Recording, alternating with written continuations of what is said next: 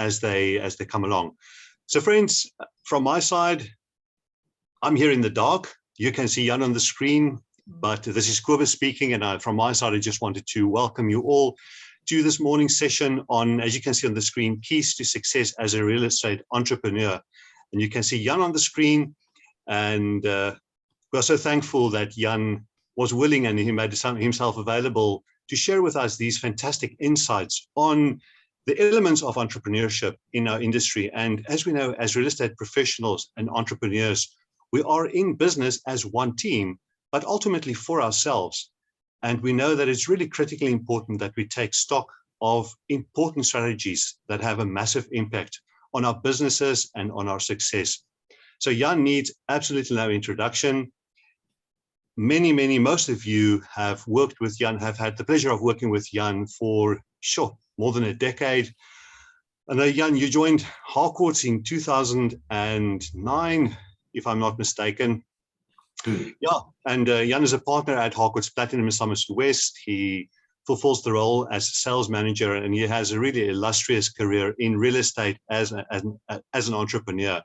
And he's going to take us through 5 top strategies and practical know-how that will help us to ensure our success in our sales efforts. So Jan, thank you so much from our side. Thank you for putting this together, and we are very excited to hear what you have to share with us this morning. Over to you. Thanks, Kobus. Thanks everybody for dialing in, attending. We're not going to make a theory out of this. This is going to be extremely practical. And some of you who's been on some of the training courses in the past, there's an old adage in life and in real estate. There is no new knowledge as such. It's just the things that we might know already, but we never actually implemented, that maybe just need some sharpening up. So just getting straight into it, there are 2 kinds of worker bees in this world. You're either working for a boss or you are the boss. So obviously, as real estate people, we are actually our own bosses. Although we work in a franchise and you have a principal and so forth, you're the one that has to make the investment in yourself. You're the one that has to take the risks. You're the one that has to go through the training. You're the one that has to have the courageous conversations. Strictly speaking, the buck stops with you. And if you fulfill that kind of role, it doesn't matter if you're a plumber, electrician, a dentist, or whatever, then you're an entrepreneur. You're the one that has to take full responsibility for all the outcomes that you would like to produce. And that's what I would say, real estate people are entrepreneurs in their own right, because strictly speaking, you run a small business. There's a book written called The E-Myth, and the premises of it basically that 85% of small businesses fail within the first 5 years of its having started. And then in the 5 years following that, another 15 to 20% of them also fail. And the main reason for that, as the theory goes, is because a person that loves baking opens a bakery. A real estate salesperson who loves selling opens a real estate business. A photographer opens a photography shop. But many times the passion that they live out for either sales or photography or for baking or whatever it is that they do isn't enough. They need a whole broad skill set that also includes marketing and recruitment and HR and working with people and financial management and the whole lot. And a lot of people don't have that complete set of, let's call it skills, that they would need to run a successful business. So it's really important for us as real estate people to take a step back from what we're doing on a daily basis and just assess, where is it that I'm contributing the biggest value? How do I make use of the resources around me to actually support me in what I do? And I do believe that in Harcourts, as a franchise, we're very fortunate to have ourselves surrounded with marketing people, technology people, financial management kind of insights, leadership, etc. So you're not completely on your own.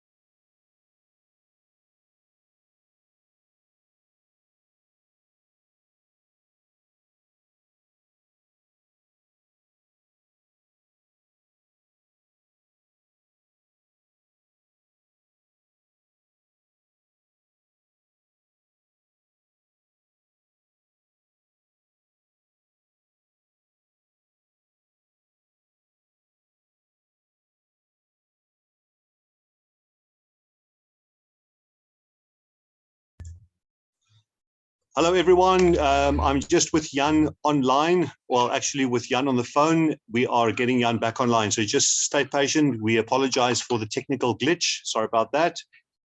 Post. Okay, thank you. Yes. Right, over to you, Jan. Back on track. So there are 5 core basic activities that we believe that all entrepreneurs are basically sharing. Number 1 is they have a core service, a product or activity that they pay attention to, and it obviously becomes their major value proposition in their business, and they concentrate only on that. The second thing is they've got to keep on generating enough business to make it a viable business. Otherwise, you're not earning enough money. Well, what's the point of getting up in the morning and start the day all over? So how do we do that in real estate? Number 3, the fact that they've got to have a clear value proposition against their competitors, knowing what it is, being able to explain it and being able to sell it, and the public or their customers has to see it for what it is. Number 4, their fee that they charge, or their professional fee or their price, is established on the value that they add, their unique value proposition, not on what their competitors are charging. I think that's a slippery slope to get onto for professional people. And then lastly, not everybody that we're working with is going to pay us. We got to understand who to say yes to and who to say no to. So those are the 5 things that we're quickly going to run through in the next 40 odd minutes that we have left. And I do believe if we start with point number 1, we got to have a very clear understanding that in real estate, it doesn't matter what kind of market you're in. If you're a buyer's market, if you're a seller's market, stock is the core element of what we do in real estate. You guys might have heard me made the analogy before, where we talk about that you have a real estate shop. It's within a passage where there are many other real estate shops. And at night, while we are sleeping, there are customers walking down the passages of Property 24, private property, our websites, our social media, peeking through the windows of our shops to see what we have on our shelves. So if the shelves are empty, there's absolutely no reason for a buyer to knock on the door and say, hey, let me in, I want to try this, I want to see that, etc., etc. So we are truly in a business where our core product or service is the stock we hold on the shelves. And there's a few golden rules on that. I'm not going to go into too much detail on it, but number 1, the stock must be exclusive. There is no negotiation around that. If we sell the odd listing by chance and so forth, well done. It's really, really fantastic. But we cannot predict our income based upon open listings or based upon buyer behavior. If you're a real entrepreneur, you want to be successful or even be more successful in the future, your stock must be exclusive. So imagine there for a moment, somebody's peeking through the window, he sees something on your shelf, he walks down the passage in other shops' windows, those are all your competitors in the area, he peeks through their windows, and the same thing that you have on your shelf is available next door, but at 50,000 Rand less. In whose shop will he actually be going into? Well, typical buyer behavior, he's going to go for the best deal. And we understand that the way that real estate people get to offer the property at the lowest price, if the seller says, I want X in my pocket, which happens many, many times, we hear them say those words often, the agent has to bring their commission down. So the 3%.coms and the flat fees and all of these kind of companies, they really go for the commission scenario, list open listings and offer it at a lower price.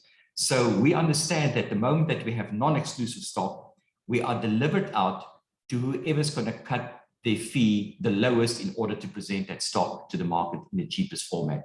Second thing I think that's really important about our stock scenario is when you choose a stock item to put on your shelf where the public can see it or buyers can see it, you got to make sure that its presentation, its condition, and its pricing is attractive enough for somebody to actually want it.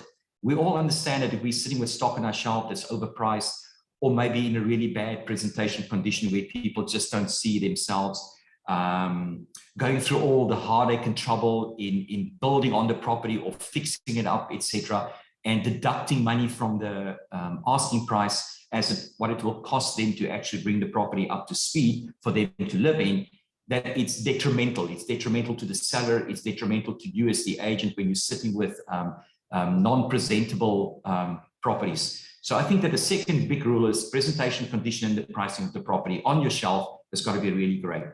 We already spoken about if stock is discounted elsewhere. that your buyer will just walk into the shop where they'll find it the cheapest. I think something also very important about your stock is you've got to have a cooperative supplier, meaning that your seller who gives you the mandate to sell his property that you've now packed on your website shelves and all your advertising has got to be willing and being cooperative in the sense that he gives you access at reasonable times. He's highly motivated to sell the property. He hopefully has a date to sell by and a place to move to, etc. So I see so many agents, even in their own team here at Harcourts Platinum, where many times agents are stressing severely because the sale of the property is completely on their shoulders. The seller becomes uncooperative, sometimes even aggressive, and putting the burden of selling the property on the agent, where the seller doesn't listen to the price counseling, the seller is not cooperative in showing times, it's many times aggressive kind of messages and so forth. And I think as an entrepreneur, you're in a dead-end street if you're working with a supplier who is not participating with you to get his product sold to the market. In a case like that, it's far easier and better for you to actually drop that, move away and find something fresh and find new stock where you do have a cooperative seller that is working with you to actually get the property sold. You know, all the things that the seller have to do, there's lots of material available on that. And then obviously, lastly, when we have exclusive stock that's well presented in a good condition and well priced, we are by default control buyer behavior. And I think the success as a real estate entrepreneur is never to run after the buyers, but obviously draw them into your store with your stock. And the moment you get any new stock, guess what? You already have a shop full of buyers who's asking you, when is something new arriving? I'm looking in this area. I'm looking at this kind of accommodation. I'm looking in that price bracket. And all you do is, the buyers are a captive audience there. What you do is you just keep on packing new stock on the shelf and we're in business. I'm positive that this sort of makes sense to all of you when we talk about the fact that you are in the business of stock acquisition and stock management, finding new stock and then working with the supplier to have that stock as well priced as possible in a good condition and great presentation. And then you move that stock from the bottom shelf to the front window, promoting it more, doing special things on it, spend more money on it, open hours, show houses, etc. Once your supplier or your seller is busy cooperating with you, then you take it to the next level in terms of promoting that property. So there's hardly an entrepreneurial business where the business owner or the manager doesn't have to do a stock take on a regular basis. I owned a restaurant for a number of years, and in the pub, you do a stock take daily, making sure that the barman doesn't drink all the whiskey and the gin and the beer and so forth, and the waitress, obviously. So in the bar, you'll do a stock take virtually every single day, counting the tots, knowing what has to be ordered in, what you're going to run out of tonight, if it's going to be a busy evening and so forth. On your dry store, where you keep the flour and all the oil and stuff like that, you do a stock take on a weekly basis, for instance. And once a month, you do a stock take of everything in the shop. I'm talking the knives, the forks, the plates, the whole lot. So wherever there's this kind of storeroom facility or a business, doesn't matter if it's a clothing store, the people working there are always busy doing a stock take. And this is what the sheet in front of you actually entails. It's just what we call a simple little sales funnel, or you can call it a stock sheet if you wish to. And the way that you handle your own shop and your shelves is to regularly make up a sheet like this. And it just consists of, you can just make up your own one, where you write down your current mandate addresses on the left-hand side. You jot down the list price, what's it currently in the market for. The next column is the market value. In other words, what you've attracted offers on before, or what you believe the property should be selling for, attracting offers, etc. And you write that down. And sadly, unfortunately, there's always a difference between the market value and the list price. And we'll talk a little bit more about our pricing strategy in a minute. But then we spoke very briefly about seller's motivation already. You jot down the seller's motivation. So 5 out of 5 mean that the seller will have a place to go to. He has a date to move by, and he probably tells you, listen, I'm in a big hurry. I got to get out of here. I should have sold already, or I got to be out of here in 30 days or 90 days, whatever it may be. 3 out of 5 is maybe where the seller says to you, look, I can wait easily 6 months. I'm not really that much in a hurry. And generally, there is still something in their life that has to happen before they will actually be able or willing to sign an offer when you bring them one. Strangely enough, we found in the current market where there's a shortage of stock that this incident is for your seller to first find something themselves to live in and to buy before they'll be happy and willing to actually sign an offer on the property that you are bringing. Just last night, we attended an Ehrenveld little function, and we had a host of people on a property information evening there. And there I was sitting next to a lady who's selling in Somerset West, and she has just lost a property in Ehrenveld that she wanted to buy. She was not quick enough to submit the offer. And one of our agents brought her an offer on her Somerset West property. But because she lost this one in Ehrenveld, she couldn't accept the offer in Somerset West, purely because she would have nowhere to go to. So those are the kind of things that indicates in motivation. And we all understand that many times motivation is a far greater deal breaker or deal enhancer than what the price or the presentation and condition of the property is. So it's crucially important that as entrepreneurs in real estate who want to stay in business for a long time and still sleep well at night, that we become masters at testing people's motivation to sell their properties. So then on the far right-hand corner, you jot down all your potential commission. Because if you're in business and you own a shop and the shop is packed with shelves, the shelves are packed with stock, you're not going to sell everything, but you've got to be able to project how long will it take me before I earn my next paycheck or my next income, because I've got expenses, I've got insurances, I've got a vehicle, I've got to pay licensing fees, I've got to buy food for the family and put the kids through school, etc. So it's crucially important that as an entrepreneur, you understand what your cash flow is going to be like. And this is the way to predict your cash flow. So we understand that if you have a look at the sheet here in front of me, just very quickly, you'll note that if I've done all of this work where I wrote down the mandates, the list price, the market value, the motivation, I wrote down the commission. This agent is sitting with a potential income of 361,000 Rand. That's what they have in terms of stock on the shelves. However, the question is, what are they going to earn in the next 30 days? What sale are they going to make? So if you start looking at the figures over here, you'll see that the Sauvignon Park is asking 1.8 mil, but the market value is only 1.5. Damn, that's 300,000 Rand overpriced. Motivation is not a 5 out of 5. So there's something has to happen. This guy probably waits 6 months before you have to sell. So there it's about price counseling. The seller has got to find how do we step up his motivation and how can he bring down the price. Over here, 130 Church is asking 2.650, but the market value is under 2 mil. So he's massively overpriced on that, probably 30%. He's got a low motivation. And your question as an entrepreneur is, do I keep on plowing my resources, my time, my energy, money, marketing, etc., away at this individual, or do I let him go if the mandate expires, or do I cancel the mandate and just allow him to open list? And who knows, maybe I'll check in with him after 12 months, because the property will still be there after 12 months, strictly speaking, at this price. So you are continually assessing yourself in terms of the stock on your shelf and say, what should I be doing when I wake up on a Monday morning to get the stock on my shelves to go? And this is the way to do it. Then if you have a look at this bottom columns, regard this as the storeroom below your store. Those are all the appraisals that you've done in the past few months. People who said you come back in 6 months, come back in 3 months. I'm not ready to sell yet. I just wanted to get a valuation. And so as your stock, the shelves become empty in your main store of the people who are, as you sell it off or you withdraw it from the market, whatever it may be, you start taking things from the storeroom and you replace whatever you've sold in the main store.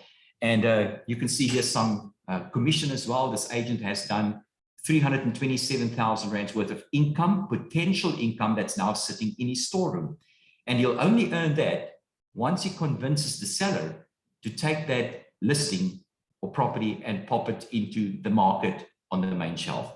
So I don't want to labor the point anymore. I think that we all understand that what has to happen here is, if you want to run as a successful entrepreneur, your business, your core focus, your core product is stock. It's about the kind of stock you get in, the motivation of the seller, and how good you are at testing motivation and price counseling that seller in order for that item to actually go. And then you base your income, you predict your income based upon your mandates, not on open listings and not on buyers. This is the only way you can predict your income.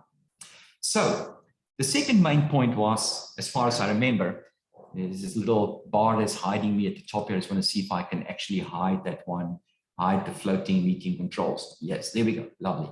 So the second main thought that entrepreneurs would do that we mentioned is you've got to keep on generating enough business all the time to keep the business going. It's no use you having one good month and then for 2 or 3 months you've got no sales at all, because all that happens, you dissipate one good month worth of income across 2 or 3 months, and you actually have an absolutely miserable life, miserable income, and never really achieving what you want to. So recently, I was with Harcourt's Dunn, with Dennis Dunn and his team, and we were having this conversation about generating stock. I mean, we already decided that's your core business. And I just, for the sake of fun, took one single street out of Kenridge, and that's Kenridge Avenue. So if you want to know where do you get this information, if you go to Property 24 on its main front page, and you look at the top right-hand corner, there's a little button that says advice or property advice or whatever on. If you drop that menu down, you'll find a little drop-down menu button that says sold prices. If you click that open, it'll ask you to select a suburb, select a street, and then this kind of, on the left-hand side, you'll see here, little thing will come up, a little screen that shows Kenridge Avenues. There were the latest properties that sold in little blues. And then it'll give you all the properties in that street and when they sold and what they sold for. Here you can see it on my screen. So you don't even have to be in Lightstone for that. But when I did that, I just worked back to 2016, 2017, 18, 19, 20, and 21 to show you how many properties actually sell in a particular street in 1 year. So if you have a look at this, in 2016 in Kenridge Avenue sold 67, 45, 54, and so forth. Then you'll note that all of these properties, 67, 45, and 54, are less than 10 doors apart. If one property sells in a street, the neighbors noticing the board, their reticular activation system starts working here, and they're wondering, I wonder what our property is worth. Oh, I wonder if they got their price. Damn, if they got that price, we should probably sell too. And it's just this domino effect that starts happening with people. It's like when you buy a red car, not that you ever will, you probably buy a blue, a black, a gray, or a white one. And when you drive out of the garage door, you start noticing how many of those models or that colored car is on the road. And that's what's called our reticular activation system. When people become aware of something in their environment, their brain will automatically start selecting information that's important to this new realization that they have. It doesn't matter if it's a property or a car or if it's sport that they're doing. It's just I think a part of our ancient makeup where our brain selects information that's crucial to our survival. And today it manifests like people noticing a for sale sign on a property. But you'll note 10 doors or less apart, even these two over here, 6 and 17 is a few doors apart. Then the next year, 68 sold, 63 sold, there's 44, 45 sold the previous year, and 23. And again, if you have a look at these 2 years, 2016, 2017, all of these properties are literally within a 10-door span of some of those that sold just very recently. You can take virtually any street in your suburb and you will see the very same picture. I'm just giving you one single example to prove the point. 2018, same story, 67, 68, 61 in 28, virtually all the 60s. There's 64, another year on, for instance, 68, another year on. So you can see sort of the knock-on effect that people will have. Here in 2019, 25 and 27 sold. They're virtually next door, 3 doors apart, number 9 and number 14. Look at this in 2021, number 3 and number 8, that's 3 doors apart, 26, 28, next door neighbors, 35, 41, and so it goes on and on. So the point I want to make with you is, if you have to walk away from this little seminar this morning and start with something to generate enough business to actually make it worth your while to be in real estate and not continually stress out, the most important prospecting activity you can do are called 10 by 10 by 20s. Here in our office, I actually have 2 full-time people who just call 10 by 10 by 20 prospects. So wherever we have a sales sign, or we ever have a sold sign in the suburb, the agent and their prospector are making phone calls to 10 people on the left, 10 on the right, and 20 across the street. Because we know for a fact that the neighbors will probably list within a 6-month period. So your next listing is always going to come from within 50 doors of your current listing. The main challenge with agents generally, however, is they list a property on one side of town, and then at the same time, they go list one on the other side of town. Now they're working with two groups of buyers. Once they sold property A, they move all the attention to property B, and all the buyers that's currently standing in their shop looking at this item that just went, who's now bewildered and looking, so what else do you have for me? There is nothing for them. Say they move to the next shop, they move over to the Pam Golding shop and the Chaz Everett shop, as to whoever has to stop. But if you could let go of the fear of not having enough and just work your 10 by 10 by 20s really hard. And I'm literally talking about for a 3-month period where you got it just sold or just listed, to stay in touch with those neighbors 10 by 10 by 20 for at least 3 months and at least 4 to 5 touches with them. Just listed a property in your area, we've just sold, welcome to the new neighbors, a welcoming little function for an hour, for instance, on new neighbors moving in, property values in your area. There's loads of different reasons to talk to people. But what we found work best is actually if you are making a phone call initially, and the way you do it, on Lightstone, you download all the addresses and you get the ID numbers. Then you switch over to the virtual agent, another database program, as you guys know, that you have to subscribe to, and you download all the contact details attached to those ID numbers and those addresses. Then you make a phone call, and the phone call sounds roughly something like this. I'm Mr. Homeowner, so-and-so. My name is Nick from Harcourt's ABC, and I'm the agent that recently listed number 15 down your street. I'm sure you have seen the for sale sign. I'm offering all the neighbors in your street or complex a free property sales report to show how property has performed as an investment over the past few years in this area. Would you like a copy to be sent to your email? A conversation around this. Or the conversation could go, hi, Mr. Homeowner, this is Nick here from Harcourt's ABC. I'm the agent that recently listed number 15 down your street. I'm sure you've seen it. We many times know, or rather we've observed many times that the neighbors are wondering how much the property is in the market for, if they've made any changes to it, and sometimes even where they're going to, and I wonder if they will get their price.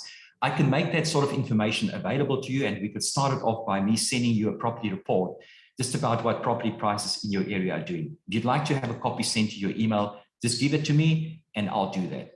So in other words, it's this little conversation where you engage the individual and you're trying to get their email address and permission from them according to the Property Act to actually be talking to them. So then you pop that into H1, you create a little group argument, say Mossy Street, 10 by 10 by 20s, and number 5 Mossy, number 7, number 9, number 11, and so it goes on. And then the other side of the street, you call everybody, you get their email addresses after you've spoken with them, gotten permission, and then you send them a Lightstone suburb report to show them what property prices have done over the past few years. And now you are engaging with them. Maybe once every 21 days, they get something from you relating to either this property or as it's sold, or the new neighbors are moving in, maybe who the neighbors are, as I said before. So there are lots of material that you could be sending them. And very soon when they start thinking, oh, maybe we should be selling as well, you're the one to call. One more word of advice on this, and I'm keeping a close eye on the time, I promise. I find that if we make this initial phone call and we send them the report, about 14 days later, we call them again and say, I'm just checking in on you. I did send you that little report. I trust you found some value in it. Hey, just by the way, in my experience in real estate, we found many times that loads of people are always thinking 2 or 3 years ahead about their property needs. They're thinking about downscaling, upsizing, going for lock up and go. The kids are leaving the home. Some people are thinking about retiring, etc. Maybe if you're currently in that frame of mind where you are thinking 2 or 3 years ahead about your property needs, a good starting point is always to find out what your property is worth in today's market. So I'll come and do that for you free of charge. I can even do a desktop val for you and send it on to you. Would you like that? In none of these conversations do you actually ask the homeowner if you want to sell his property. You're not asking anything from them except an email, and you keep on offering value. But I can assure you that most people are thinking about a 2 or a 3 year period about maybe we should downscale, maybe we should upsize. And the thing is just to tweak people's minds to let them think, damn, yes, we actually have been talking about that. Maybe a good place to be is to get an appraisal. And that's how you fill up the storeroom underneath your store with appraisals and potential listings. That'll maybe take 6 months to list, maybe take a year, but that's not the point. You're an entrepreneur who's in it for the long run. And the way to do it is to pack your storeroom and move that stock up into the shelves, price it correctly, etc. Normally, I would say, are there any questions? But I know that's just very impractical on a seminar like this. Okay, guys, so I think we've handled 2 of those points. Here we are with number 3. So I believe that we got to have a value proposition that sets you apart. If we have a look out there in real estate, there's different brands slapped on the front side of the buildings. It's a Chas Everett brand, it's a Pam Golding, the Rawsons brand, the Remax brand, the Harcourts brand. And much of a muchness, everybody is roughly doing the same things. So if you want to win the business from a competitor, you got to have something that sets you apart, where your client, the seller, can clearly see the differentiator and choose you based upon that. And at the same time, that is also the way that you actually substantiate your fee. Because when you need to get paid, you need to have a compulsive reason why you should be earning more money than the next guy who's selling at 3% or at 50,000 Rand flat fees and stuff like that. So I think that when we provide a solution to our market, doesn't matter kind of business you're in, we got to ask ourselves the question, why does the seller need an agent? Why would they in the first place call us? What would be the expectation? And then our pitch to them, or the way that we win their business, is to convince them that we can actually fulfill these expectations. And the number one expectation I found in 20 years of real estate and with currently practicing with the team, it's always about money. How do I get the most money for my property? Will I get more than what I paid for it? Is it too soon to sell it? How little can I pay you to put as much money in my pocket? Isn't that true? Isn't that what we always hear? I also think that many sellers don't want to go through trouble and trying to sell privately, so they call you in for your expertise. Maybe they are subconsciously looking for somebody who has a strategy, a plan to at least get their property sold. I have also found that because loads of people sell only every 10 or 15 years, not every 3 or 4 years, our sellers are very out of touch about how the industry work in the background, you know, about mandates and stuff like that. They might have had a bad experience and they don't want to give another mandate. But many times it's just a lack of education. And I do believe there are many unscrupulous agents out there as well. But let's concentrate on 2 main things here. Number one is, what can we do to get you the most money for your property that the market is willing to pay?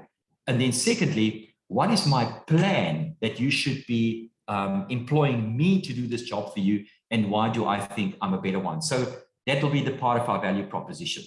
So if you have a look at the scenario about us and the balance of the market. So if you look at Harcourts and you look at the market is the other agencies, what other buyers are willing to pay, what other sellers actually sold for. That's just what we can call the market. And we never pick on our competitors with our sellers and so forth. And then it's against Harcourts. So if you have a look at the question on the left-hand side, how do I ensure we get buyers to compete in order to attract the highest offer that the market will pay? That will be a strategy for you, meaning that I can get you more money in your pocket by following my strategy in terms of marketing and pricing. And I want you to make a mental note. I'm sure you've got a piece of paper here, that these 2 things, marketing, a marketing plan and a marketing strategy, works hand in hand with a pricing strategy that basically the seller is in charge of, and you are in charge of the marketing strategy.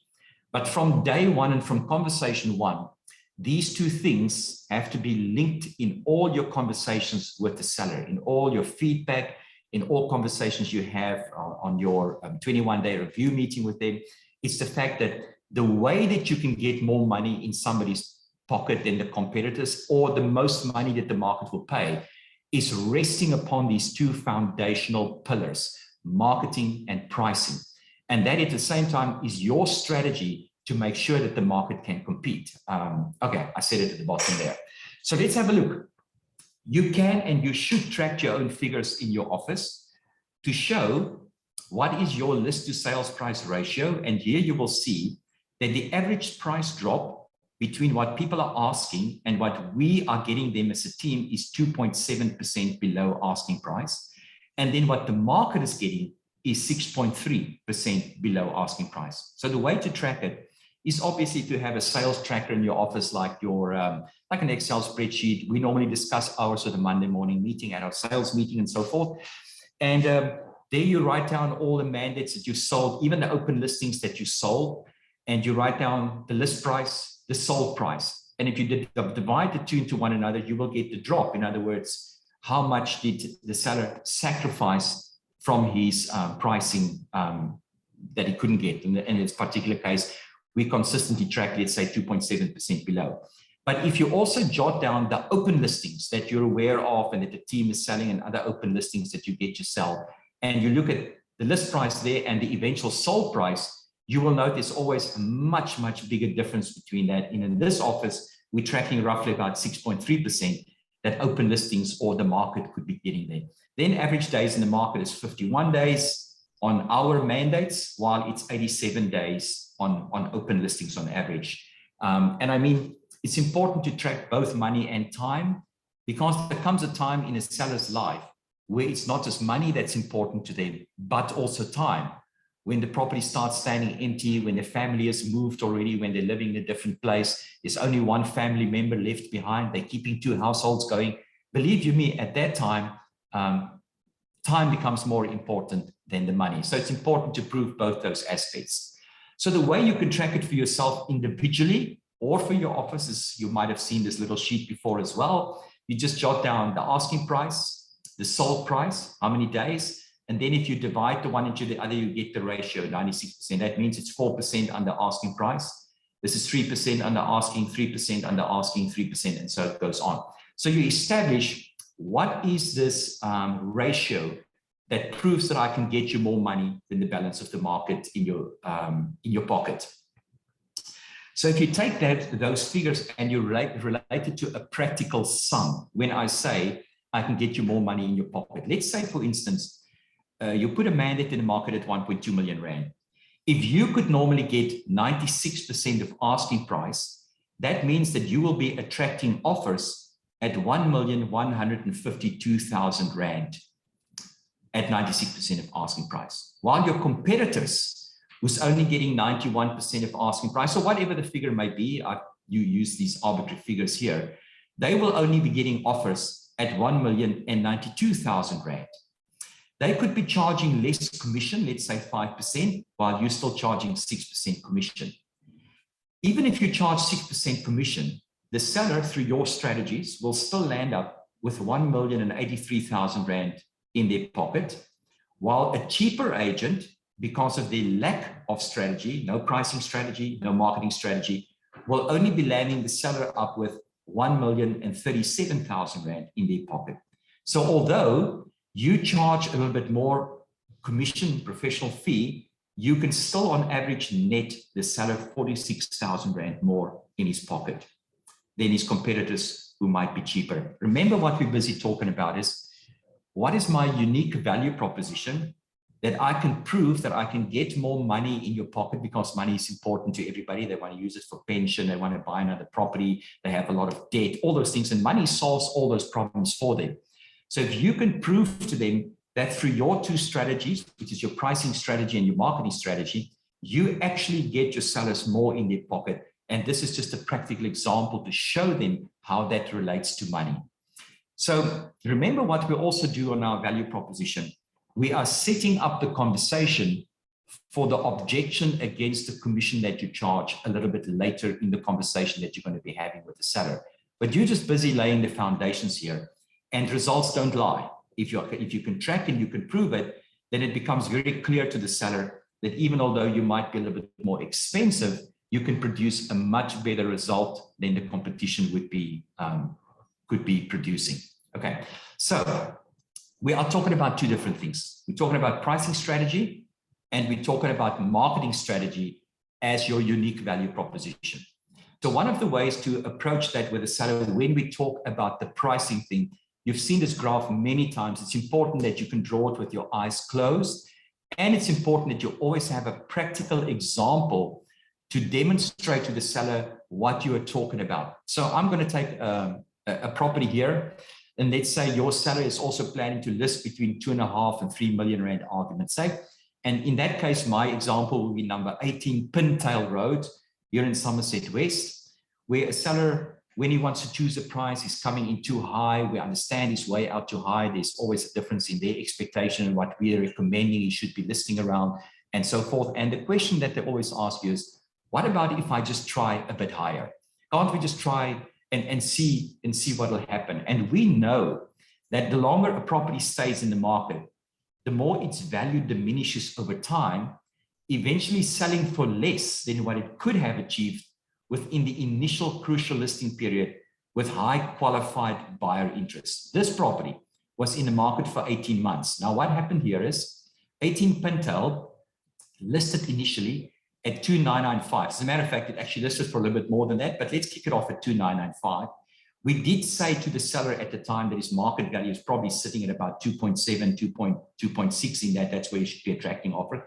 And lo and behold, as the property hits property 24 mails out all the registered buyers who's looking in Somerset West for property between 2.5 and 3 million rand, with this many accommodation, etc. All those buyers have registered themselves. They got their email addresses.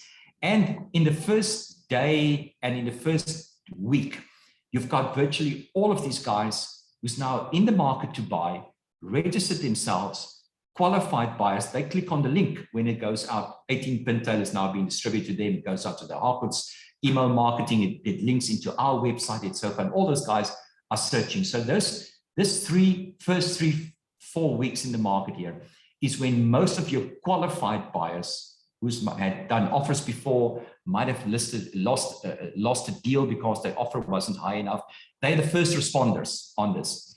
And true, lo and behold, one of those chaps made an offer for 2,650 within the first 3 weeks. The seller, however, turned it down. And a few weeks later, month, I can't remember, he dropped the price to 2,895 as he wasn't getting any more responses. The market just basically moved away. And this big bulk of qualified buyers started getting smaller and smaller and less and less. Another few months later, he dropped the price to 2,750. And another few months later, no offers in here, he dropped it to 2,595. 18 months later, the seller sold the property for 2.530. Hence, we say that a property's market value diminishes over time the longer it stays in the market. And I can assure you, you guys, if you talk about this in your sales meetings, you will have plenty examples that you can use a specific address with this kind of scene that played out with this individual. So when we talk about our pricing strategy as part of our unique value proposition, we got to be able to prove this to the seller in a conversation with them. Use the market. And this is why we talk about educating our market or educating our seller. Most sellers don't know this. They think they can just ask a particular price. People will make offers, but they don't understand the dynamic of how their property will actually be losing value and how buyers will move away. And hence, you can't create competition between the buyers where you should have been able to create the competition. So if we implement our marketing strategy, what we're trying to do is cast the net as wide as we possibly can. We use digital, we use print, we use promotional, we use our database. We're fishing with a net, not just with a line or two lines in the water like many agents do when they pop a property on property 24 only. So we cast the net wide. Once that buyers are all busy responding, we're trying to create a fear of loss by getting multiple offers going. But if nobody's making an offer, you can't get buyers to compete against one another, which is the basic foundation of your marketing strategy. Calling the buyers in, make them compete in order to make them pay the highest price. But if the pricing strategy is incorrect, in other words, if the seller is asking 3 mil, while the property's market value is only sitting at 2,650, you are disempowered. Your hands are tied behind your back to effectively run your marketing strategy. I trust that you guys are getting the conversation, the idea of the relationship between a pricing strategy, how we should be pricing in conjunction with the seller, and what we do for marketing in order to reconcile these two so we can get the seller the most money in the pocket that the market will pay. So this is a tool for us to use on that.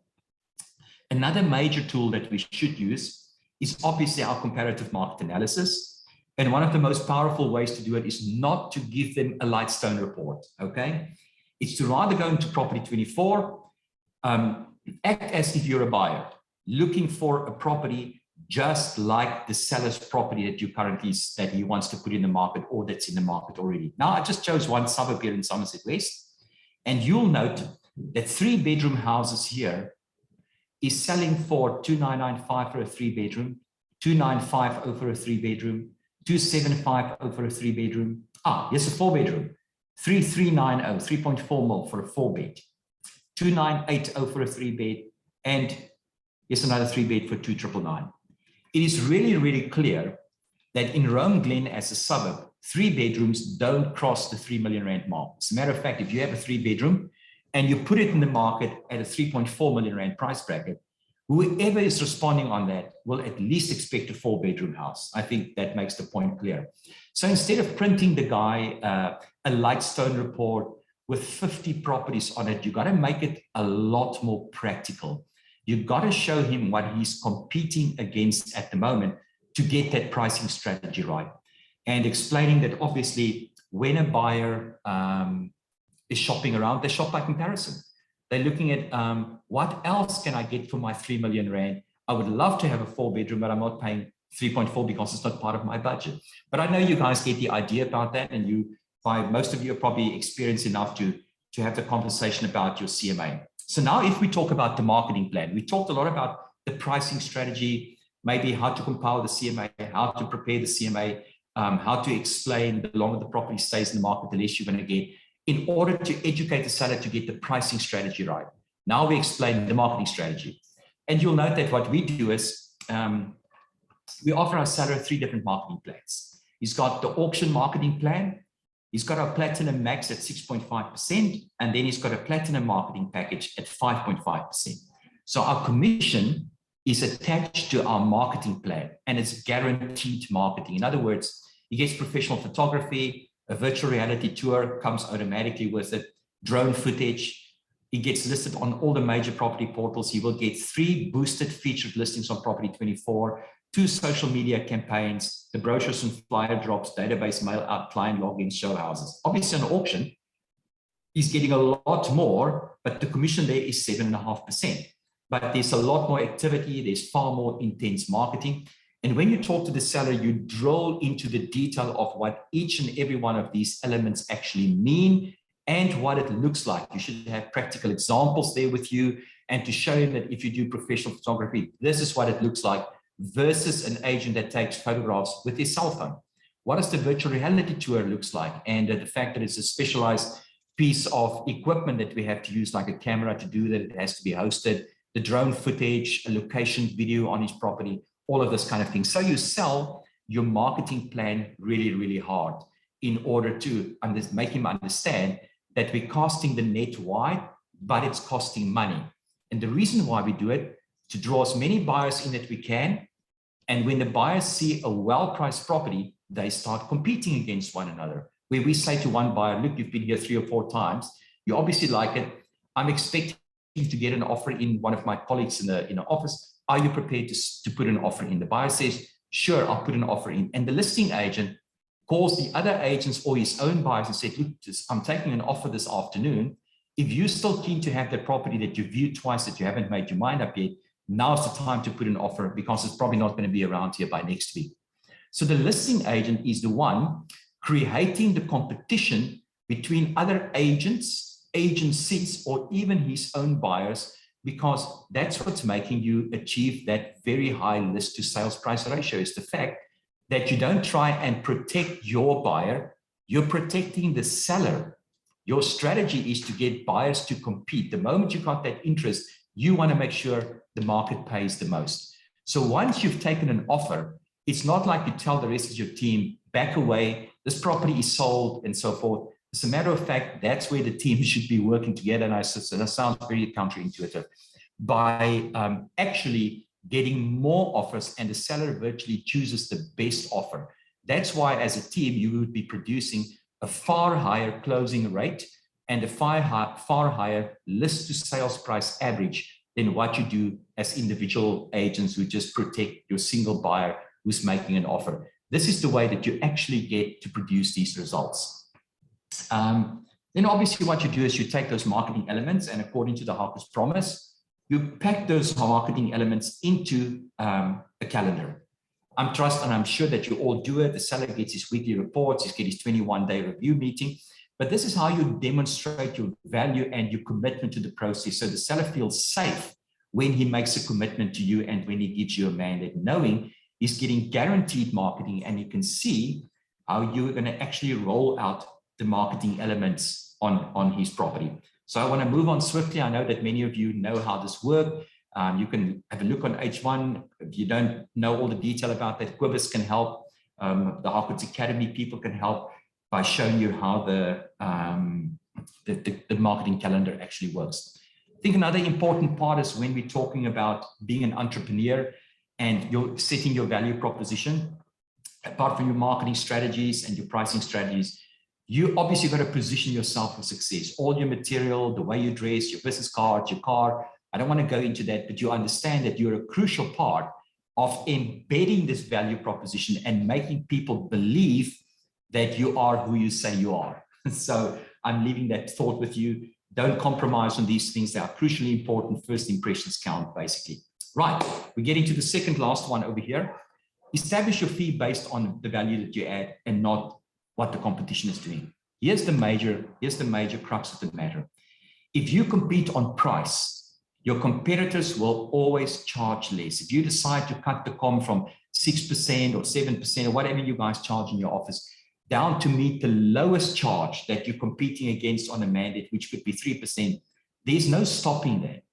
You have to decide what is the minimum rate that I charge for the value that I add, for my knowledge, my expertise, my qualification, my energy and skill that I bring to this relationship.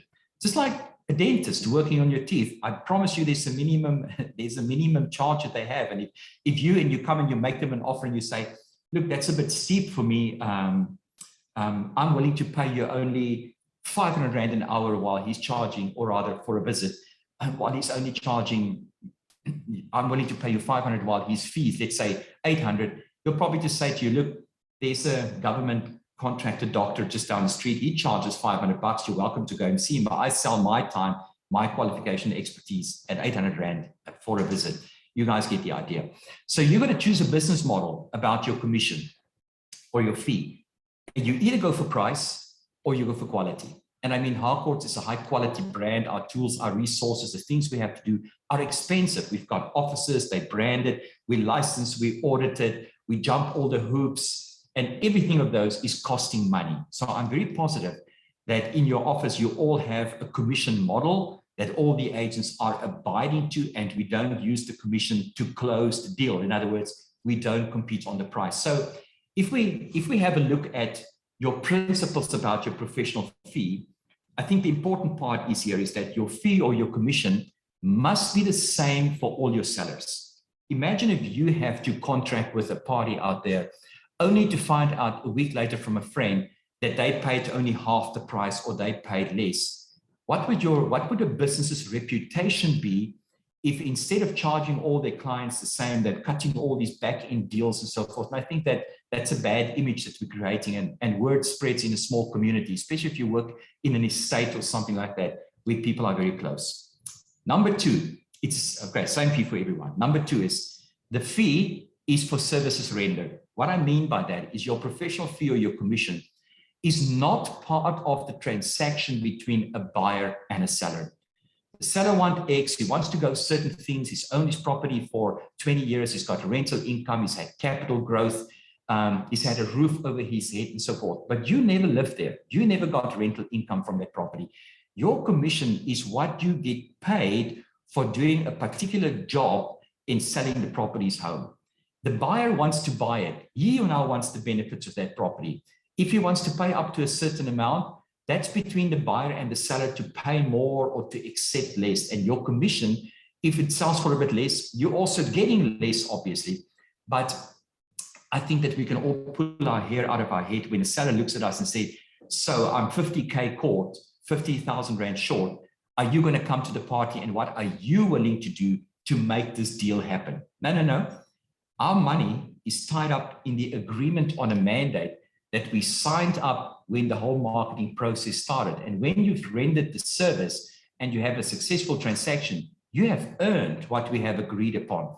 But guys, this is something that we have to believe first as agents. This is something that needs to settle in our hearts, and it'll do us really, really well to walk away from the odd transaction once a year where we believe we're not getting paid for our value and we're busy negotiating only on price over here. It's a services rendered. The fee is not part of the financial transaction. I think I explained that well already. And lastly, if you work on a sole mandate business to pack that kind of stock on your shelves, you'll always sign up your commission in the mandate. It's signed up front when the romance is still heavy, when you roll out your marketing plan, when you came dressed the way that you should, when you've committed to your marketing plan with your calendar, when you've given the feedback and so forth. The day an offer comes in and the seller says, so what are you going to do to make this deal happen? It's a question to the seller of, listen, I've done a really great job. I think I got us the maximum that the market will pay. You had multiple offers even and so forth. Do you think I've done a good job? You've done a great job, but I'm not getting in my pocket what I want to. Well, that's a function of the market.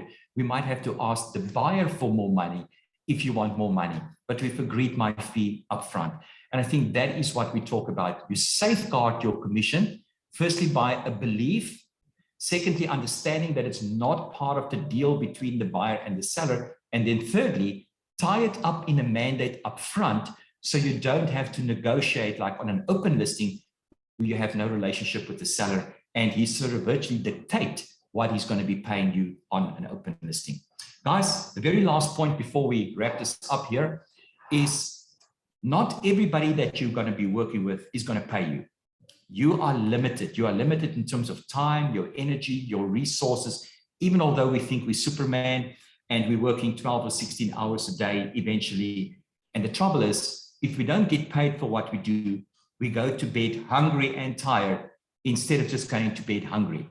So who should we be saying yes to and who should we be saying no to? And I think the two most important points are the following. You got to be able to choose the correct sellers to work with, and you've got to be able to choose the highest motivated buyers to work with. So always test the motivation with a grow conversation. You guys might remember some of this coaching guidelines in terms of the grow conversation. It stands for goal, realities, options, and the will to commit or way forward. That's a little conversation you might be having with your seller where you say to him initially in your conversation, what do you hope to achieve with the sale of this property? It's not why you're selling it. What do you hope to achieve with the sale? That's their goal. They want to have a different lifestyle. They want to lock up and go. They want to downsize, whatever it may be. And you've got to drill into that goal really deeply. What time do you have to be there? How much time do we have? What will happen if that date has come and gone and you haven't sold yet? So it's all about the motivational questions that show how highly motivated they are is their goal. The second line of questions is the realities. What is the current state of affairs? What's the obstacles? What could happen that you won't be able to sell the property? It might be a big bond, other decision makers, a life event that has to happen.